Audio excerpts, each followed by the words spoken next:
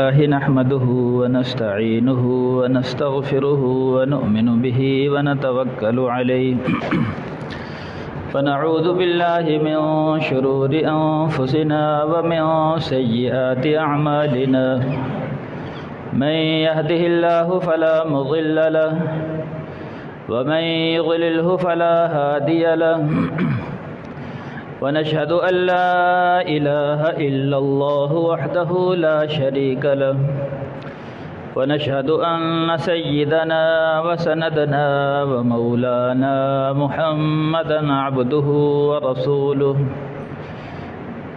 أما بعد فأعوذ بالله من الشيطان الرجيم بسم الله الرحمن الرحيم يا أيها الذين آمنوا أنفقوا مما رزقناكم من قبل أن يأتي يوم لا بيع فيه ولا خلة ولا شفاعة والكافرون هم الظالمون. وقال النبي صلى الله عليه وسلم إن الدنيا خلقت لكم وإنكم خلقتم للآخرة أو كما قال عليه الصلاة والسلام. صدق الله وصدق رسوله النبي الكريم ونحن على ذلك لمن الشاهدين والشاكرين والحمد لله رب العالمين. تمام بھائیوں سے درخواست ہے درود شریف کا اہتمام فرما لیں. اللهم صل على محمد وعلى آل محمد كما صليت على إبراهيم وعلى آل إبراهيم إنك حميد مجيد. اللهم بارك على محمد وعلى آل محمد كما باركت على إبراهيم وعلى آل إبراهيم إنك حميد مجيد.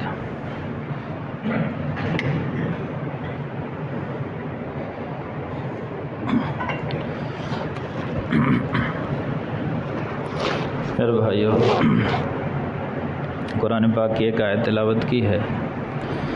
اس آیت میں اللہ تعالیٰ فرما رہے ہیں کہ یا ایھا الذین آمنوا انفقوا مما رزقناکم من قبل ان یأتی یوم لا بیع فیہ ولا خلۃ ولا شفاعہ.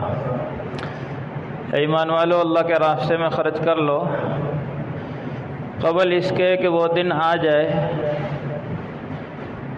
کہ جس دن نہ تو کوئی تجارت ہوگی، نہ خرید و فروخت ہوگی، نہ کوئی بھائی چارہ کام آئے گا اور نہ کسی کی سفارش کام آئے گی. قرآن کی دوسری آیت میں ہے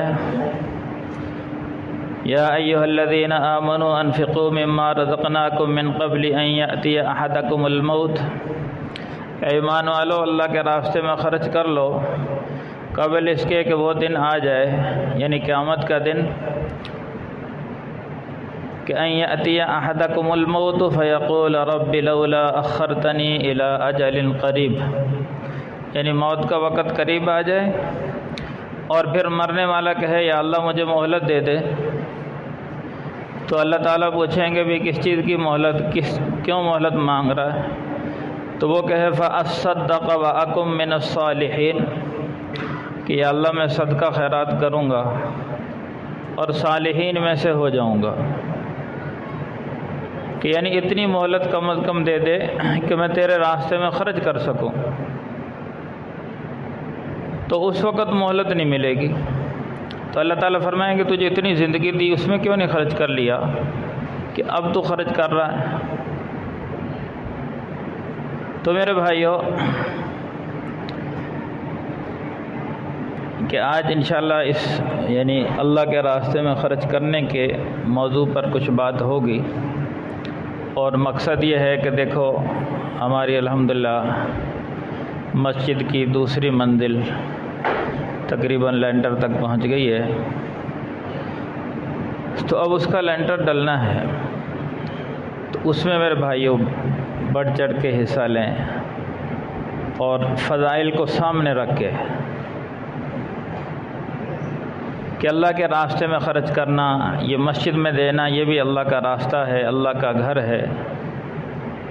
اللہ کے نبی حضرت محمد صلی اللہ علیہ وسلم نے فرمایا مثل من بنا للہ بیتن بنا اللہ لہ بیتن فی الجنہ، جو اللہ کے گھر کی تعمیر کروائے، اللہ کا گھر بنوائے، اللہ تعالیٰ اس کے لیے جنت میں گھر بنوائیں گے۔ کہ ہم اور اللہ کے خزانے میں کمی کوئی نہیں، ہم سب مل کے اللہ کا ایک گھر بنواتے ہیں۔ اللہ ہمارے لیے انفرادی طور پر علیحدہ علیحدہ گھر بناتے۔ یہ ضروری نہیں ہے کہ بھئی ایک آدمی پوری مسجد بنوائے تو پھر اس کے لیے مسجد میں یعنی جنت میں پورا گھر بنے گا، ایسا نہیں ہے۔ چونکہ اللہ بڑے قدردان ہیں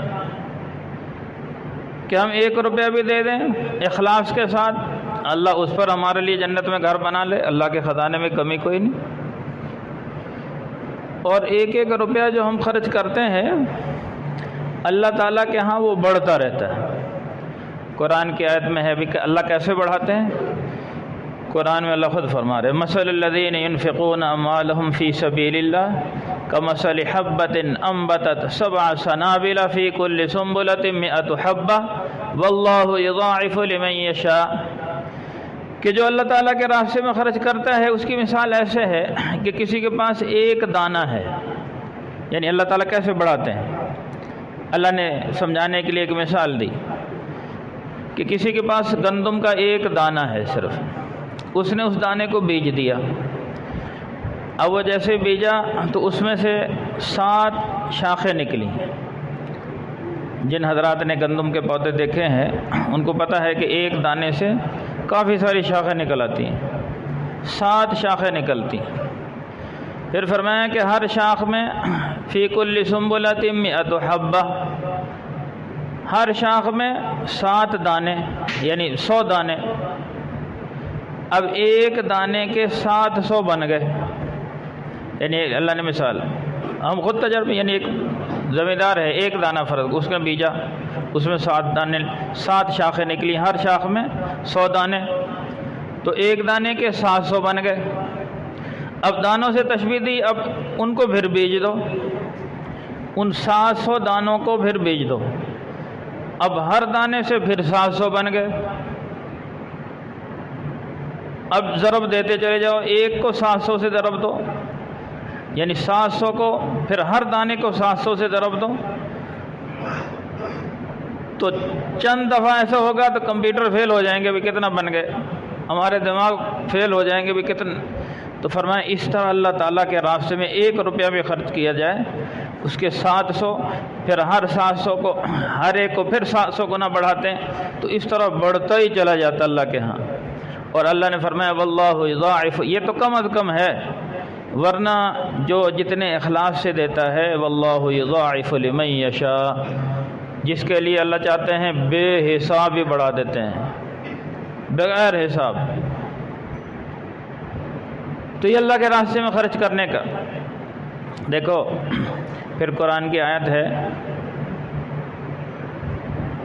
کہ وما انفقتم من شیء، کہ جو کچھ بھی تم خرچ کرو گے اپنی ذات کے لیے ہے، اور جو تم بخل کر رہے ہو اللہ کے راستے میں خرچ کرنے سے، ومن يبخل فإنما يبخل عن نفسه، کہ جو شخص بخل کرتا ہے اللہ کے راستے میں وہ کسی اور سے بخل نہیں کر رہا، اپنی ذات سے بخل کر رہا، اپنے لیے بخل کر رہا ہے۔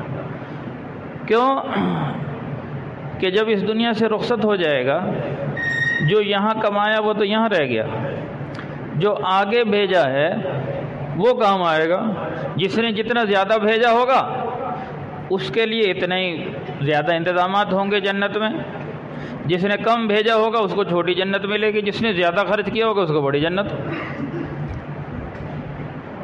یہ تو ہم اپنے آخرت کے لیے جمع کر رہے ہیں، اور وہاں ہر ایک نے جانا ہے۔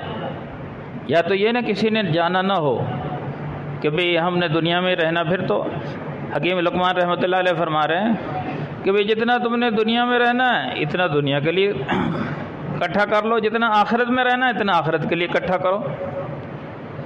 اب دنیا میں تو کسی کے پاس کوئی گارنٹی نہیں ہے، 1 لمحے کی گارنٹی نہیں ہے، 1 دن کی گارنٹی نہیں، 1 سال کی گارنٹی نہیں، لیکن آخرت کی زندگی لامحدود ہے، نہ ختم ہونے والی، وہاں موت کو بھی موت آ جائے گی۔ اب وہاں کے لیے ہم کتنا بھیج رہے ہیں؟ اور یہاں کتنا اکٹھا کر رہے ہیں خود غور کر لو۔ جہاں ہمیشہ رہنا وہاں کے لیے کچھ نہیں، اور جہاں رہنا ہی نہیں، جہاں کی گارنٹی کوئی نہیں، کسی بھی وقت بلاوا آ سکتا ہے، تو اس کے لیے ہم دن رات مار رہے ہیں، دن رات لگا رہے ہیں۔ تو اس چیز پہ ہم نے غور کرنا چاہیے کہ ہم اپنی آخرت بنانے کی فکر کریں، جہاں ہمیشہ ہمیشہ کے لیے جانا ہے۔ دیکھو صحابہ کو آخرت پہ یقین تھا، اللہ کی ذات پہ یقین تھا کہ بھی ہم نے دنیا سے آخرت میں جانا، اس لیے وہ سب کچھ۔ حضرت ابو ذر غفاری رضی اللہ عنہ ایک صحابی ہے، ان کے پاس جو کچھ آتا سب فوراً اللہ کے راستے میں خریدا، جو اپنی ضرورت میں استعمال کیا، جو بچا سب کو اللہ کے راستے میں، گھر میں کچھ نہیں چھوڑتے تھے۔ ایک دفعہ ان کے ہاں مہمان آ گیا تو گھر میں دیکھا کہ کوئی سامان نہیں، کچھ بھی نہیں ہے۔ تو مہمان نے پوچھا بھی آپ کا گھر کا سامان کہاں چلا گیا؟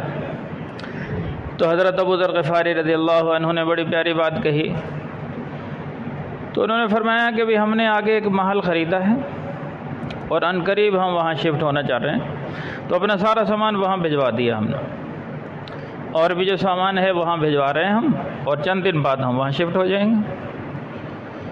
اب وہ مہمان بڑا حیران ہوا کہ بھی ابو ذر غفاری نے محل کہاں خرید لیا؟ تو محلے دار سے پوچھا بھی انہوں نے کہیں محل خریدا کہیں شہر میں کہیں پر جہاں یہ خود شفٹ ہونا چاہ رہے ہیں؟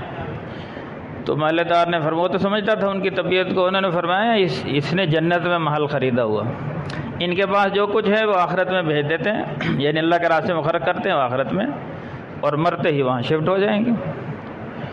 تو میرے بھائیو ہم نے بھی شفٹ ہونا ہے نا، تو اس لیے ہم اللہ کے راستے میں جو خرچ کریں گے وہ پالیں گے۔ دیکھو جب جنتی جنت میں جائیں گے وہاں 3 لائنیں لکھی ہوں گی۔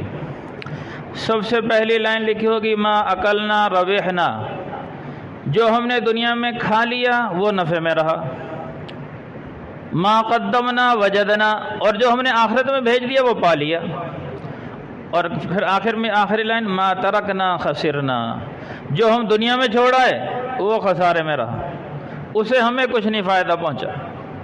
بنا کے جائیدادیں بلڈنگیں سب کو چھوڑا ہے اور ہمارے کسی کام کے نہیں۔ جو ہم نے کھا لیا وہ نفع میں رہا، جو اللہ کے راستے میں خرچ کر دیا وہ پا لیا، اور جو چھوڑا ہے وہ خسارے میں، اس پر افسوس ہوگا۔ آج تو خرچ کر کے افسوس ہوتا ہے اللہ کے راستے میں، وہ اتنا دے دیا، لیکن وہاں جب چلے جائیں گے وہاں جو خرچ کیا ہوگا اس پر خوشی ہوگی، اور جو چھوڑ دیا ہوگا اس پر افسوس ہوگا۔ تو اس لیے میرے بھائیو اللہ تعالیٰ فرما رہے ہیں قبل اس کے کہ وہ دن آ جائے بندہ افسوس کرے کہ یا اللہ واپس بھیج دے، اب میں خرچ کروں گا، تو فرمایا واپسی کوئی نہیں۔ اور یہ بات اچھی سمجھ لیں کہ آخرت کے لیے خرچ کرنے سے صرف آخرت نہیں بنتی، اللہ دنیا بھی بناتے ہیں، 10 گنا یہاں بھی لوٹاتے ہیں۔ یہ نہیں ہے کہ ہم آخرت میں بھیجیں گے تو صرف آخرت بن رہی ہے، اللہ دنیا بھی بناتے ہیں۔ وما انفقتم من شيء فهو يخلفه، جو اللہ کے راستے میں خرچ کرو گے اللہ اس کا نعم البدل دے گا، کم از کم 10 گنا دنیا میں، آخرت میں تو لا بے حساب ہے، کم از کم 10 گنا اللہ دنیا میں لوٹاتے ہیں۔ بس یہی ہے کہ ہمارے اندر بخل ہے کہ ہم خرچ کرتے ہوئے ڈرتے ہیں، اللہ کی ذات پہ یقین نہیں ہے۔ اگر ہم اللہ کی ذات پہ یقین ہو اور اللہ تعالیٰ دکھلا دیں کیا کچھ دینے والے ہیں تو ہم کچھ نہ چھوڑیں، جیسے صحابہ کرام سب کچھ لٹاتے، بچائیں کچھ نہ۔ جنید جمشید مرحوم کو سارے لوگ جانتے ہوں گے، تو پہلے وہ ناچ گانے میں لگا ہوا تھا، پھر اس کے بعد تبلیغ والوں کی محنت سے الحمدللہ تبلیغ میں لگ گیا، سب کچھ اس نے گانا بجانا چھوڑ دیا، دین کے راستے میں آ گیا۔ اب انہوں نے کوشش کی کہ حلال طریقے سے کمائی کی جائے، جو بھی کاروبار کرتے نہ چلتا، جو بھی کاروبار کرتے نہ چلتا۔ ایک اس کا اور دوست تھا، اس کا نام بھی جنید تھا، تو کئی کاروبار کیے نہیں چلے، تو وہ چلے گئے مولانا مفتی تقی عثمانی صاحب دامت برکاتہم علیہ، کراچی میں بہت بڑے عالم ہیں، ان کی خدمت میں حاضر ہوئے۔ ان سے عرض کی کہ ہم جو بھی کاروبار کرتے ہیں چلتا نہیں ہے، ہم چاہتے ہیں کوئی حلال طریقے سے کوئی ہم، تو انہوں نے فرمایا کہ تم جو بھی کاروبار کرو اس میں اللہ تعالیٰ کو اپنا پارٹنر رکھ لو۔ انہوں نے پوچھا کتنے پارٹنر؟ ان کا 2 پارٹنر، ان کا 3 پارٹنر بن جاؤ۔ ان کا وہ کیسے؟ ایک اللہ تعالیٰ کو پارٹنر رکھ لو۔ تو انہوں نے کہا یہ کیسے؟ ان کا جو تمہاری آمدن ہو اس کے 3 حصے کرو، یعنی جو نفع ہو اس کے 3 حصے کرو، 2 حصے آپس میں، اور ایک اللہ کے راستے میں، ایک اللہ کو دے دو۔ وہ کہتے ہیں بس وہ ہم نے شروع کیا کہ بھئی جیسے ہی نفع ہوتا 2 حصے آپس میں تقسیم کر لیتے، تیسرا حصہ اللہ کے راستے میں، یعنی اللہ کو دے دیتے۔ اللہ کے راستے میں جیسے مسجد ہے، مدرسہ ہے، کوئی بھی غریب، یہ سب اللہ کے راستے۔ تو کہتے ہیں بس یہ شروع کرنے کی دیر تھی، پھر ان کا کام ایسا چلا پاکستان میں اور پوری دنیا میں، آج تک ان کے وہ برانڈ یعنی وہ کپڑے وہ ان کے چلتے ہیں، آج تک ان کا کاروبار پھر ایسا پھیلا، پوری دنیا میں پھیل گیا، پھر ہزاروں سے لاکھوں میں، لاکھوں سے کروڑوں میں۔ تو یہ اللہ کا وعدہ ہے کہ جو کچھ بھی خرچ کرو گے اللہ اس کا نعمل بدل دے گا، اور جو بخل کرو گے تو وہ دنیا میں بھی یعنی اس کی پکڑ ہے اور آخرت میں بھی۔ حدیث میں ہے، عربی میں بخل کو شح کہتے ہیں، شح۔ تو فرمایا کہ بخیل اللہ سے بھی دور، جنت سے بھی دور اور جہنم کے قریب، اور جو سخی ہے وہ اللہ کے قریب، لوگوں کے قریب اور جنت کے قریب۔ اور پھر فرمایا کہ جو بخل ہے یہ جہنم میں ایک درخت ہے، جہنم میں بخل کرنا، بخیل۔ تو جو بخل کرتا ہے اس نے جہنم کی شاخ کو پکڑا ہوا ہے، بخیل آدمی نے جہنم کی شاخ کو پکڑا ہوا ہے، اور وہ آہستہ آہستہ جہنم کے قریب اگر بخل پہ قائم رہا تو وہ جہنم۔ اور جو سخی ہے فرمایا کہ سخاوت جنت کا ایک درخت ہے، اس نے جنت کی شاخ کو پکڑا ہوا ہے، تو جوں جوں سخاوت کرتا ہے وہ جنت کے قریب پہنچ رہا، اور ایک وقت آتا ہے وہ جنت میں پہنچ جاتا ہے۔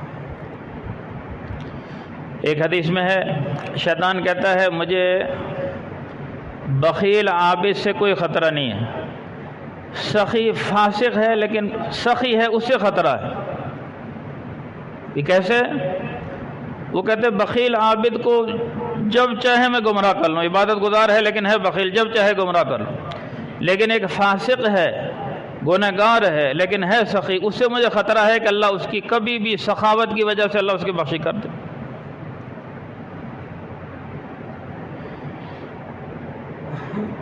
ایک واقعہ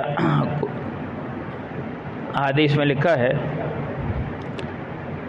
کہ ایک شخص تھا، اس کا باغ تھا، بخاری شریف میں واقعہ لکھا ہوا ہے۔ تو وہ اللہ کے راستے میں یعنی جب بھی جو آمدن ہوتی تھی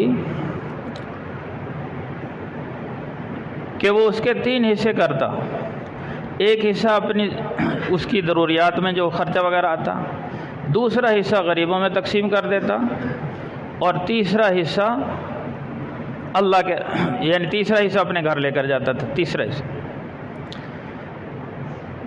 تو اس کے اس خرچ کرنے کی وجہ سے جب بھی اس کو ضرورت پیش آتی، بلکہ واقعہ یوں شروع ہوتا ہے، ایک مسافر تھا، وہ چلا جا رہا تھا تو اب اس کے اوپر سے ایک بادل گزرا، بادل سے آواز آئی جاؤ فلاں زمیندار کے، یعنی اس کا نام لیا، جیسے فرض کرو عبد الرحمن نام ہے، کہ عبد الرحمن کے کھیتوں میں پانی لگا کر آؤ۔ اب یہ مسافر بڑا حیران ہوا کہ وہ کون ایسا نیک بخت ہے کہ اللہ تعالیٰ بادلوں کو حکم دے رہے ہیں کہ فلاں، تو وہ بادلوں کے ساتھ ساتھ چل پڑا، جا کر کیا دیکھتا ہے کہ بادل ایک طرف برس رہے ہیں اور وہ عبد الرحمن اپنے کھیتوں کو پانی لگا رہا بادل، اور وہ بادل براہ راست نہیں برس رہے بلکہ ایک سائیڈ پر برس رہے ہیں، پانی وہاں گر رہا، اور پھر وہ اپنے جہاں جہاں کھیتوں میں ضرورت ہے وہاں پانی لگا رہا۔ اس سے پوچھا تیرا نام کیا ہے؟ اس نے وہی نام بتایا جو بادلوں میں سنا تھا۔ پھر اس سے پوچھا تیرا کیا عمل ایسا ہے کہ تیرے لیے بادل اسپیشل پانی لگا؟ اس نے پھر یہ عمل بتایا کہ میں نے جب سے یہ عمل شروع کیا ہے کہ اپنے جو فصل کی آمدن ہے اس کے 3 حصے کرتا ہوں، ایک حصہ اپنے اللہ کے راستے میں دے دیتا ہوں، اللہ کو دے دیتا ہوں، اور ایک حصہ میں اپنی ضروریات میں، یعنی جہاں جو اس پر مزدوری وغیرہ خرچ آتا ہے، تیسرا حصہ میں گھر لے کر۔ جب سے میں نے یہ عمل شروع کیا ہے اس وقت سے میرے ساتھ یہ معاملہ ہو رہا۔ ایسے ایک اور واقعہ ہے سورہ قلم میں اللہ نے بیان فرمایا، قرآن پاک میں ہے، ایک شخص تھا کہ اس کا باغ تھا کہ جیسے ہی اس کے باغ کا پھل وغیرہ ٹوٹتا تو وہاں غریب مسکین جمع ہو جاتے، سب سے پہلے غریبوں میں، مسکینوں میں سب کو تقسیم کر دیتے۔ جب سارے غریب مسکین کو دے دیا جاتا، جو بچتا وہ گھر میں لے آتے۔ اس کے اس عمل کی وجہ سے اللہ تعالیٰ اس کے باغ میں بہت زیادہ پھل دیتا، بہت زیادہ فصلیں آتی، علاقے کے سارے غریب مسکین وہاں سے اس کی ضروریات پوری ہوتی، اور اللہ نے بھی اسے بڑا خوشحال بنایا ہوا تھا۔ اب اس کے جو 3 بیٹے تھے وہ بخیل تھے، وہ اس بات سے بڑے ناپسند کرتے تھے بھی اتنا سارا سرمایہ ہمارا، اتنا مال آتا ہے، سب غریب لے جاتے ہیں، گھر میں تھوڑا سا آتا ہے، حالانکہ جو تھوڑا آتا تھا وہ بھی بہت تھا۔ تو والد کا انتقال ہو گیا، تو انہوں نے کہا بھی اب ہم بہت امیر بن جائیں گے کہ اب ہم سارا سرمایہ گھر میں لے کر آیا کریں گے، اور ایسا کیا کریں گے راتوں رات جایا کریں گے کہ کوئی غریب مسکین ہمارے پاس نہ آ جائے تو رات کو جایا کریں گے، اور غریبوں کے داخل ہونے سے پہلے سارا اپنے وہ جو غلہ ہے، جو پھل فروٹ ہیں وہ لے آیا کریں گے، اور اس کو مارکیٹ میں بیچ دیا کریں گے، کسی غریب کو کانوں کان خبر نہ ہو۔ جب انہوں نے یہ پلان بنایا، جیسے ہی وہاں پہنچے ہیں اللہ کی طرف سے عذاب آیا، وہ باغ سارا جل کے راکھ ہو گیا۔ اب افسوس کرنے لگے، اب ان کے گھر میں فاقے، کہاں خوشحالی تھی، پورا علاقہ وہاں سیراب ہو رہا تھا، آج وہ وقت آیا کہ اپنی بھوک کے لالے پڑ گئے۔ جب ہم اللہ کے راستے میں خرچ کرنے سے روکتے ہیں تو اللہ بھی روک لیتا ہے، جب خرچ کرتے ہیں تو اللہ ہمارے گھروں میں، جیسے اللہ نے 2 فرشتوں کی ڈیوٹی لگائی، ایک فرشتے یہ دعا کرتا ہے اللہم آتی منفق خلفا، یا اللہ جو تیرے راستے میں خرچ کرے یا اللہ تو اس کو اور دے، تو اس کو اور دے، وہ فرشتہ یہی دعا کر رہا ہے۔ دوسرا فرشتہ اللہم آتی ممسک تلفا، یا اللہ جو تیرے راستے میں روک کر رکھے اس کے مال کو ضائع کر دے۔ اب میرے بھائیو، آخری گزارش یہ ہے، ہم یہ چاہتے ہیں کہ ہمارا مال ضائع ہو جائے، یہ چاہتے ہیں کہ ہمیں اللہ زیادہ سے زیادہ دے، بڑھا چڑھا کر دے۔ تو اب میرے بھائیو، ہماری الحمدللہ مسجد کی دوسری منزل کی تقریباً تعمیر مکمل ہو چکی ہے، اب اس کے لینٹر کی ضرورت ہے، تقریباً 11 لاکھ کا اس میں سریہ ہے، سریے کی ضرورت ہے، اور اس کے ساتھ ساتھ سیمنٹ کی بوریاں ہیں، اینٹیں وغیرہ لگیں گی۔ تو تمام بھائیوں سے درخواست ہے کہ آپ نے ماشاءاللہ فضائل سن لی، اللہ کے راستے میں خرچ، کمی نہیں آئے گی، جتنا دیں گے اللہ اس سے 10 گنا تو دنیا میں ہے، اور مرنے کے بعد جو اس پر ہمیں ملے گا اس کا ہمیں اندازہ کوئی نہیں۔ وعدہ ہے جو اللہ کا گھر میں حصہ لے گا اللہ اس کے لیے گھر بنائے گا۔ جیسے میں نے شروع میں عرض کیا کہ اللہ کے خزانے میں کوئی نہیں، یہ نہیں ہے کہ ہم نے سب نے مل کر گھر بنایا تو ہمارا کا مشترکہ گھر ملے گا، ایسا نہیں ہے۔ ہم نے 1 روپیہ بھی خرچ کیا اخلاص کے ساتھ اللہ ہمارے لیے پورا گھر جنت میں بنا دے گا۔ جتنا خرچ کریں گے اتنا ہی بڑا اللہ خوبصورت گھر بنائے گا، اللہ کا وعدہ ہے۔ تو اس لیے سب بھائی اس میں حصہ ڈالیں۔ تو ایک تو یہ کہ اگر ابھی موجود ہے تو الحمدللہ وہاں مقصود بھائی بیٹھے ہیں، ان کے پاس جمع کرائیں، اگر اس موقع پر نہیں ہے تو بعد میں، ابھی تو یعنی تیاری ہو رہی ہے، شٹرنگ وغیرہ ہوگی، ابھی ضرورت تقریباً ہفتہ 1.5 ہفتہ 2 ہفتے لگ سکتے ہیں۔ ان 2 ہفتوں کے اندر سب بھائی ہمت کر کے کہ کام رکے نہ ہمارا اور کام چلتا رہے اور یہ لنٹر ڈل جائے۔ دیکھو بارش کے موقع پہ پچھلے 2 جمعے بارش ہوئی تو کتنی مشقت ہوئی، تو الحمدللہ ایک بڑا حال بن جائے گا۔ اس میں الحمدللہ سارے نمازی، عید کے موقع پر بھی شدید ضرورت ہوتی ہے، جمعے کے دن شدید ضرورت ہوتی ہے۔ ویسے بھی دیکھو نا، یہ سارے محلے کے نمازی ہے، اگر سارے مسجد میں آ جائیں تو جگہ کم پڑ جائے تو نماز پڑھتے نہیں۔ اللہ ہمیں نماز کی توفیق دے دے۔ اتنا بڑا محلہ علاقہ اس مسجد کو لگتا ہے، اگر سارے ہر نماز میں آنے لگ جائیں تو جگہ تو ہے ہی نہیں ہمارے پاس۔ تو یہ الحمدللہ لنٹر ڈل جائے گا۔ ہمیں انتظام تو پورے رکھنے چاہیے، اللہ سب کو نمازی بنا دے، اور جمعے میں تو ہر ہفتے تو ضرورت پڑتی ہے۔ اس لیے سب بھائی حصہ لیں تاکہ یہ مسجد فوراً پائے تکمیل تک پہنچ جائے۔ جن بھائیوں نے سنتے نہیں پڑھنی سنتے تک